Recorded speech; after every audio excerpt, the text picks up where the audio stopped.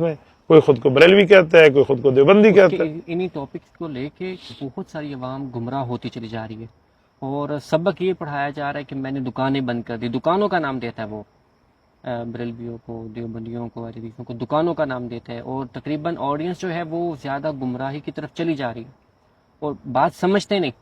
ایک ہے کہ سمجھنے والے ہیں ہی نہیں ان کے اندر۔ میں نے کافی سارے لوگوں کو دیکھا ہے کمنٹ پہ۔ پچھلے دنوں میرا پوڈ کاسٹ ہوا تھا مولانا عمران صاحب کے ساتھ، تو اس میں بھی کافی ساری ہم نے باتیں کی، لیکن سمجھنے والا کوئی نہیں ہے جو ان کو فالو کر رہا ہے، بس شور مچانے والے ہیں۔ میں اسی بات کو سمجھانے لگا تھا کہ وہ کہتے ہیں مولوی آپس میں لڑے ہوئے ہیں، ہم کس کی مانیں؟ تو ہم کہتے ہیں کسی ایک مولوی کی فیلڈ کو آپ جوائن کر کے مان لیں۔ رہ گیا یہ مسئلہ جو آپ نے ایڈریس فرمایا ہے کہ دکانوں کو میں نے بند کر دیا ہے۔ اب آپ بتائیں کہ عالم دین رسول اللہ صلی اللہ علیہ وسلم کا رشتے میں حضور کا علمی وارث ہے، بے شک، اور یہ بات اللہ کا قرآن بھی کہہ رہا ہے اور نبی کا فرمان بھی کہہ رہا ہے۔ تو جو نبی کے وراثت کو دکان سے تعبیر کر دے، آپ مجھے فرمائیے کہ اس کا ماٹو کیا ہوگا، اس کا فیوچر پلان کیا ہوگا؟ وہ بیروپیہ بن کے دین میں ایک واردات کرنا تو چاہ رہا ہوگا، وہ دین کو سمجھانا نہیں چاہ رہا ہوگا۔ دیکھیں، دین اسلام کا بھی دکان نہیں رہا۔ جی، دین اسلام کو آپ کوئی شاپ کیپر کے طور پہ یا شاپنگ پوائنٹ کے طور پہ آپ نہیں دیکھیں گے، یا ایک تسوق اور تسویق اور مارکیٹنگ کے طور پہ نہیں دیکھیں گے، بلکہ یہ رسول اللہ صلی اللہ علیہ وسلم کی وراثت ہے۔ اور جو وراثت ہے دین کو سمجھنا اور سمجھانا ہے، تو یہ دین کے وارث کے پاس آنا ہے۔ جو دین کا وارث ہوتا ہے وہ کبھی شاپ کیپر نہیں ہوتا۔ تو پہلا تو یہ جملہ غلط ہے۔ دوسرا، اس کے ماننے والے، آپ یقین مانیں، اس کے ماننے والے بلائنڈ فالوورز، اندھے مقلد ہیں، اور اندھا مقلد کہتے اس کو ہیں کہ جو کسی اندھے کے پیچھے اندھا بن کے چلے۔ جب اندھے کے پیچھے اندھا بن کے چلے گا تو جس طرح وہ گرے گا اس طرح یہ بھی گرے گا۔ تو یہ مثال اس بیچارے کی ہے۔ وہ دین کے معاملے میں حضرت اتنے جھوٹ بولتے ہیں۔ میں مثال دیتا ہوں، دو موقع آپ سمجھ لیں، اس کے کسی فالوورز کو کہہ دیں، اور آپ کے ان کے امراض کے ذریعے دنیا میں یہ بات جائے گی۔ ایک حدیث پاک وہ بیان کر رہا ہے کہ رسول اللہ صلی اللہ علیہ وآلہ وسلم حضرت علی المرتضی رضی اللہ تعالیٰ عنہ سے محو گفتگو ہیں، اور اس دوران فرمایا کہ علی، ایک وقت آئے گا کہ آپ کی عائشہ سے جنگ ہوگی۔ تو حضرت علی المرتضی فرماتے ہیں کہ کیا میں اس وقت ظالم ہوں گا؟ اب یہ کہہ کر وہ آگے انجینئر مرزا ایک جملہ ایڈ کرتا ہے کہ تو حضور نے فرمایا نہیں، عائشہ ظالمہ ہوگی۔ ریفرنس بھی دے رہا ہے، صفحہ بھی بتا رہا ہے، نمبر بھی بتا رہا ہے، کتاب بھی بتا رہا ہے، چیپٹر بھی بتا رہا ہے، ہیڈنگ بھی بتا رہا ہے، آتھر بھی بتا رہا ہے، لیکن یہ جملہ اس کا اپنا ہے۔